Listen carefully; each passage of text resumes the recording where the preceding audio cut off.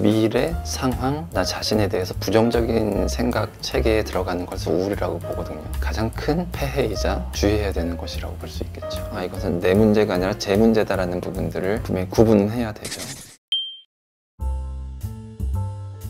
결과적으로 보면은 감정 상태가 우울 상태에 있으신 분들이 말에 쉽게 상처를 받는 경우들이 있습니다. 자기 감정에 대한 확신이 떨어져 있는 경우들이 많고요. 그러다 보니까 내가 여기서 화를 내야 되는 건지 아니면은 받아들이고 수긍하고 물러서야 되는 건지를 확신하지 못하는 경우들이 많고, 그러다 보니까 이제 생각이 많아지면서 결과적으로는 자기가 해야 되는 것들도 제대로 못하고 생각이 꼬리에 꼬리를 물면서 잠식되다 보니까 퍼포먼스도 떨어지고 자기 불만족감도 생기고 스스로에 대한 자기 비하적인 부정적인 생각에 사로잡히면서 우울한 상태에 빠져 있으신 분들이 결국 자존감이 낮아져 있게 되기 때문에 다른 사람들 말 한마디 한마디에 좀 예민하게 반응하는 경우들이 있겠죠. 다른 사람들의 나에 대한 평가가 되게 두렵다라는 이야기를 하는 경우들이 있으세요. 여기서 한번 생각해 봐야 될 것은 무엇인가 하면, 과연 그 사람들이 나를 평가한다라는 표현이 적절할까? 평가라는 단어를 내가 사용하는 것이 적절할까라는 것부터 한번 생각해 봐야 됩니다. 일상적인 관계에서 다른 사람들이 나를 평가한다라는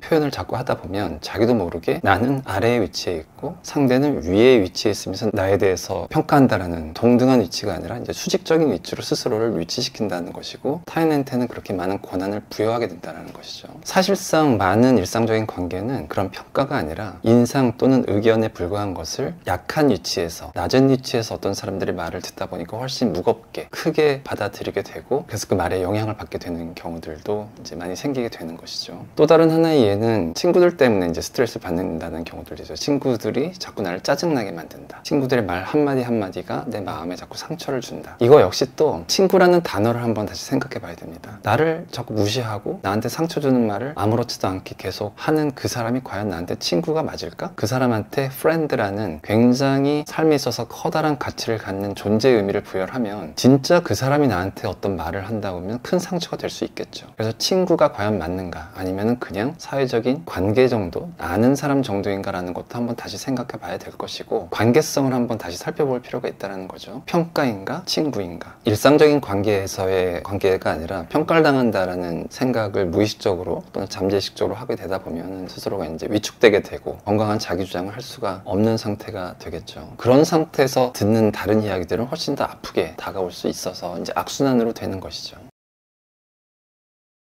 그 성취감을 느낄 수 있는 동력이 많이 저하되어 있기 때문에 미래가 별로일 것 같고, 나를 둘러싼 세상이 나한테 호의적이지 않은 것 같고, 나 스스로도 되게 별 볼 일 없는 사람이다. 미래, 상황, 나 자신에 대해서 부정적인 생각 체계에 들어가는 것을 우울이라고 보거든요. 결과적으로 이제 그런 상태에 빠져들게 되는 것이 가장 큰 폐해이자 주의해야 되는 것이라고 볼 수 있겠죠. 그래서 상대적으로부터 오는 말을 잘 스크리닝을 해야 되는데, 말에는 보통 3단계가 있다고 해요. 첫 번째로 진실을 말하는가, 팩트인가. 두 번째로는 필요할 때 말하는가. 세 번째로는 나이스하게 말하는가. 이 세 가지를 지켜야 서로 간의 의사소통에서 트러블이 최소화될 수 있다고 얘기를 하는데, 만약에 상대가 나한테 한 이야기가 사실과 완전히 다른 이야기다 라고 한다면 이미 1단계에서 탈락인 거죠. 모함이 될 수도 있고 오해가 될 수도 있는 것인데, 가끔은 그것이 진실을 말해도 기분이 나쁜 경우들은 되게 많아요. 팩폭이라고 하기도 하잖아요. 나도 알고 있고 나도 문제라고 생각되는 이야기를 들었을 때 확 기분이 나빠지는 경우도 있죠. 나도 그것에 대해서 걱정을 하고 있고 우려하고 있는데 그러면 안 돼 라는 식의 이야기를 들으면 그 말이 맞지만 부정적인 감정이 확 생겨버릴 수도 있는 것이죠. 두 번째는 필요할 때 얘기를 하는가. 과체중인 분들을 예를 들면, 과체중이라는 거는 딱 나타날 수 있는 객관적인 지표가 있는 거잖아요. 그래, 나 과체중이야. 그런데 시도 때도 없이 너 왜 이렇게 뚱뚱하니? 너 왜 이렇게 살쪄서 어떡해? 라는 이야기를 아무 맥락 없이 하게 되면 2단계 필요할 때 얘기를 하는 것을 어김으로써 기분이 나빠질 수가 있는 거죠. 2단계가 성립이 되려면 그 친구의 건강이 염려가 돼서 너 그렇게 체중 조절 안 하고 그러면은 병 생길 수 있다. 이것을 좀 주의를 줘야 되겠다. 라고 했을 때는 필요할 때가 될 수도 있겠죠. 근데 3단계의 말은 나이스하게 해야 되는 거거든요. 그 3단계의 말을 아주 그냥 비속어를 섞어가면서라든가 무시하는 투로 얘기를 하게 되면 3단계에서 탈락이 되는 거죠. 상대가 나한테 해오는 말들을 1, 2, 3단계를 분석을 해봐야 되는 거예요. 저 사람이 나한테 한 말이 과연 사실인가? 나한테 필요할 때 얘기를 한 건가? 나이스하게 했나? 3개 중에서 어느 단계에서든 아니야 라는 답을 낸다면, 그건 저 사람이 말하는 패턴의 문제이기 때문에 내가 기분이 나쁜 거야 라고 이제 생각해 볼 수가 있는 것이죠. 저 사람의 문제가 돼버리는 것이죠. 내가 어떤 문제가 있는 게 아니라. 두 번째, 상대의 말을 분석을 할 때 질문식으로 말하는 말하는 사람들을 되게 조심해야 됩니다. 부모가 아이한테 너 언제 철들래? 상사가 부하 직원한테 언제까지 이럴 거예요? 뭐 이런 식으로 하는 질문은 궁금해서 물어보는 건 아니거든요. 되게 나무라는 건데 많이들 벌어지고 있는 거죠. 그래서 가장 이상적인 소통 방식은 내가 생각한 이런 게 문제고 이게 별로인데 너 어떻게 생각해? 라고 하는 거는 그 사람의 행동에 대한 나의 판단을 이야기를 한 거고 나의 판단에 대해서 상대가 어떻게 생각하는지를 물어보는 거기 때문에 이건 궁금해서 물어보는 게 맞아요. 똑같이 야단을 치더라도 내 생각을 이야기를 하고 내 생각에 대해서 너 어떻게 생각해? 라고 물어보면 그거는 내 생각에 대한 너의 의견이 궁금하기 때문에 물어보니까 괜찮은데 이게 지금 필요하다고 생각해요? 언제 철들래? 이런 식의 의문문을 가장한 비난들이 되게 사람들을 아프게 만들고 위축되게 만드는 거죠. 독성이 강한 코멘트들이죠. 상대를 좀 태우겠다, 상대한테 어떤 감정적인 상처를 주겠다라는 의식적 무의식적인 것들이 자꾸 질문의 형태로 나타나는 경우들이 많아서 제가 팀장들한테 늘 하는 얘기가 궁금한 것만 물어봐라 라는 이야기도 많이 하곤 합니다. 말의 3단계를 지키는 거, 질문의 형태로 나한테 말들이 전달돼 오는 것은 아닌가 꼭 한번 확인해 봐야 되고, 그것이 확실하다 싶으면 내가 감정에 상처를 받는 대다수 큰 원인은 사실 상대방에 있는 거예요. 존중받지 못한다라고 느낀다라고 하면 그 관계성은 꼭 한번 생각해 봐야 되거든요.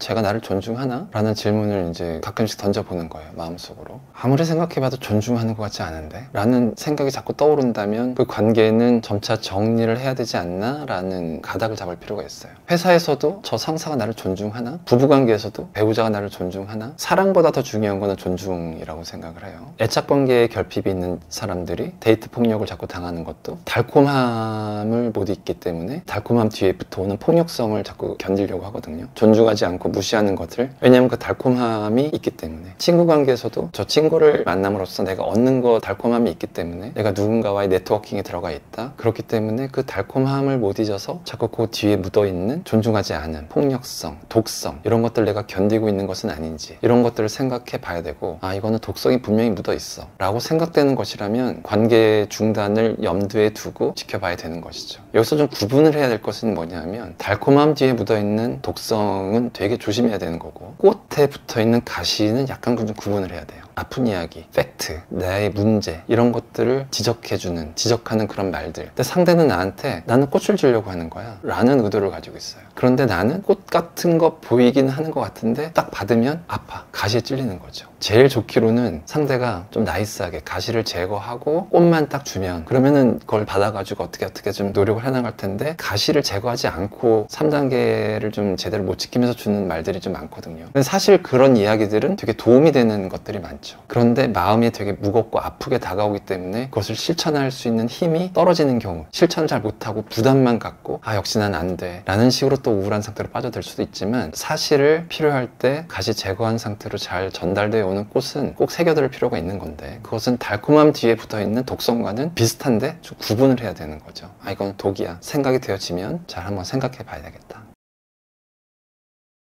우울에 또 손바닥 뒤집기처럼 뒤집으면 분노 조절이 잘 안 되는 경우도 있거든요. 그래서 굉장히 큰 화를 내는 경우들도 있어요. 굉장히 큰 화를 내게 되다 보면 이제 명분을 잃게 되는 거죠. 너는 진짜 예민한 애구나 라는 식의 또 다른 프레임이 들어올 수도 있고 하니까, 상처가 없는 피부라고 생각해 보면 뭉툭한 자극은 뭉툭한 자극처럼 느껴지고 뾰족한 자극은 뾰족한 자극처럼 느껴져요. 있는 그대로의 감각 반응을 보이는데, 피부에 상처가 나 있으면 상대는 그냥 뭉툭한 자극으로 그냥 톡 건드렸는데 나는 마치 뭐가 찌르는 것 같은 그런 통증을 느껴서 아야 하면서 큰 반응을 보이는 경우가 있죠. 그러면은 상대 입장에서는 내가 전달한 자극은 뭉툭한 건데 쟤는 왜 이렇게 날카로운 거에 찔린 것처럼 반응을 하지? 라는 식으로 서로 간에 감정선이 갭이 생겨버리는 경우가 있어요. 갭 때문에 계속 갈등이 누적되거든요. 대표적으로 부부 갈등이 그래요. 남편의 어떤 것들 때문에 부인은 계속 스트레스를 받고, 그 스트레스 때문에 상처가 살짝 나 있는데, 그리고부터는 남편이 한 얘기, 뭉툭한 얘기도 나는 굉장히 날카로운 거에 찔리는 것처럼 반응을 하다 보니까 왜 저래? 라고 하면서 계속 그 간극이 커져나가는, 그 끝은 이혼인 경우들도 있고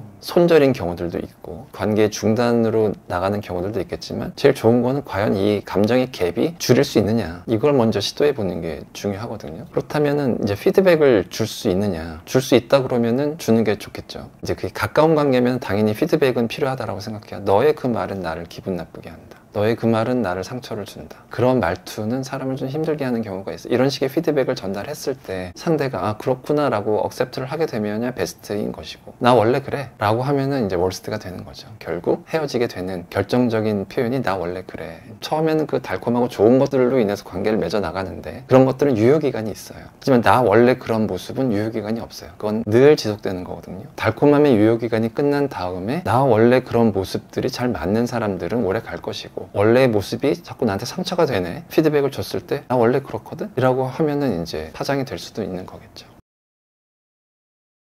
타인의 요인을 분명히 알아야 되는 거고, 아 이것은 내 문제가 아니라 제 문제다라는 부분들을 분명히 구분은 해야 되죠. 근데 그게 구분이 된다 그래서 내가 상처를 덜 받냐 하면 꼭 그런 건 아니에요. 그런데 그걸 구분도 하지 않고 다 온전히 나의 문제라고 생각을 하고 짊어지고 가다 보면 무게가 훨씬 더 무거워지는 거죠. 아무리 좋은 음식도 많이 먹으면 체합니다. 그런데 상한 음식을 먹으면 배탈이 크게 나겠죠. 근데 지금 그 말들은 상한 음식을 먹은 거예요. 좋은 음식을 먹은 게 아니라 상한 음식을 먹었으니까 배탈이 난 거죠. 또는 날 음식을 먹은 거라고도 생각해요. 조리되지 않고 원래 감정 그대로 던져진 날 감정. 좋은 음식도 많이 먹으면 취하는데 상한 음식과 날 음식이 나한테 주어지게 되면 당연히 배탈이 크게 날 거예요. 그럼 이제 그 배탈이 난 것은 치료를 해야죠.